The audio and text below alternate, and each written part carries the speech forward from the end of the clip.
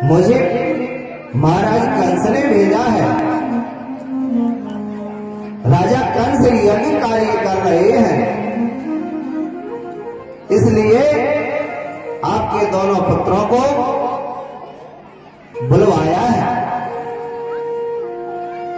तो महाराज यशोदा मैया घर पर नहीं थी और ठाकुर जी भी गाय चराने के लिए बन गए हुए थे।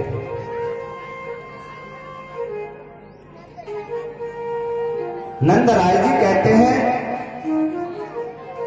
आप बहुत दूर से आए हैं, थक गए होंगे। तब नंदराय जी ने अक्रूर जी को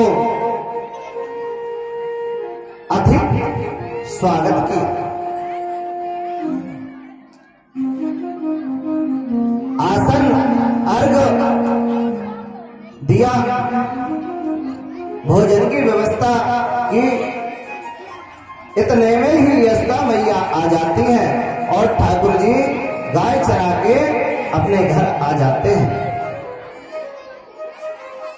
तब यशोदा मैया से कहती है, महाराज कंस ने आपके बालकों को यज्ञ में सम्मिलित होने के लिए न्योता भेजा है। यशोदा मैया कहती है, नाना मैं अपने लाला को ना भेजूं?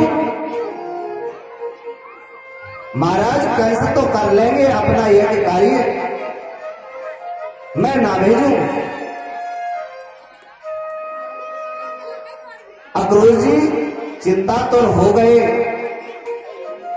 और मन ही मन ठाकुर जी को याद किया। तब ठाकुर जी ने योग माया से कहा कि मेरे मैया की जिब्बा पर आ जाओ और कहलवा दो, मैं मथुरा चला जाऊं। यशोदा मैया रोती जाती पर अपने लाला को महाराज कंस के निमंत्रण को नहीं जाने देती। तब ठाकुर जी की कृपा से योग माया के द्वारा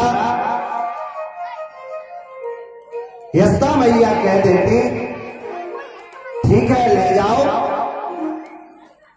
और लाला से कहती है, लाला यज्ञ पूर्ण होते ही शीघ्र आ जाना।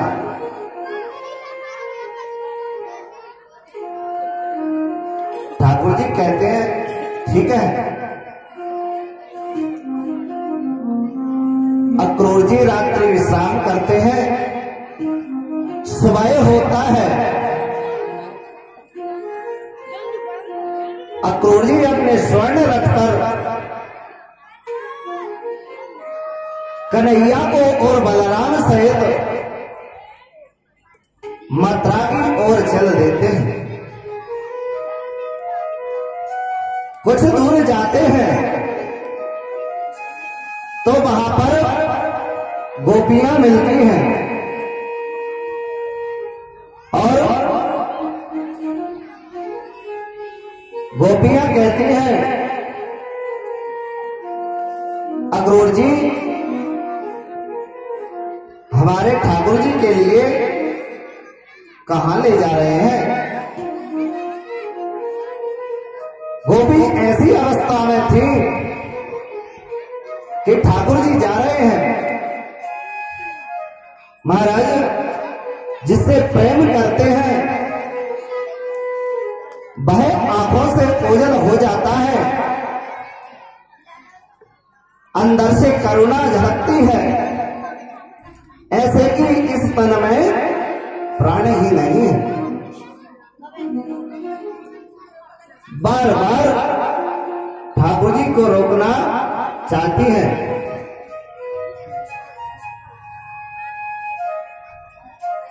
तो ग्वाल बाल मिलते हैं, कन्हैया हमको छोड़कर मत जाओ। ठाकुर जी कहते हैं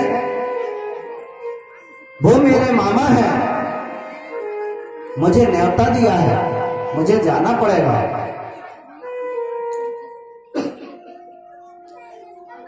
तो ग्वालवाल कहते हैं हम भी तुम्हारे साथ चलते हैं।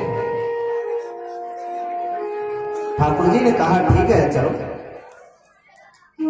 आगे पहुंचते हैं तो महाराज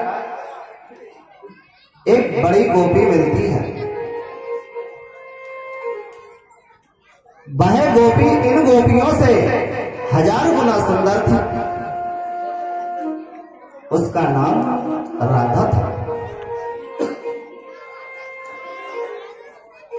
वह भी अचेत अवस्था में पड़ी हुई थी। वृक्ष के पास में वृक्ष की लताओं में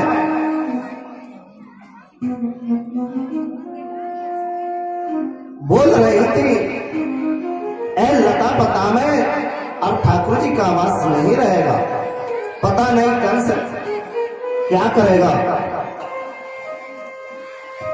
तब अक्रूर जी के रथ के सामने आ जाती हैं।